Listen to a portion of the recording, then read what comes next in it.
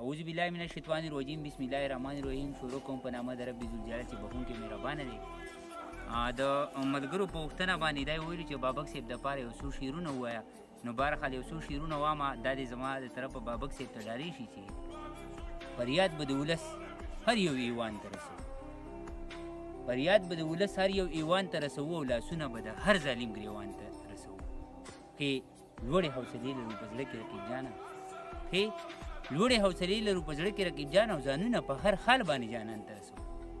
او د چپو خولو نه ماتې خولې هزار ځله بهتر دي، د چپو خولو نه ماتې خولې هزار ځله بهتر دي. یو چغه د هیبت په هر میدان ته رسوو، او د ګور اسمان د لاندې په موږ عمر له سوکړه شوه. وطنه ستا وریځې به باران ته رسوو، او زما په حق قابیزه نور ویلی ورته نشم، زما په حق قابیزه نور ویلی ورته نشم. دا ویشته وسایلو به تالان ته رسوو، او چې بندې دروازې شي د توبې نو بیا یې ګوره، چې بندې دروازې شي د توبې نو بیا یې ګوره. رقیبه د میلو به دې پیزوان ته رسوو.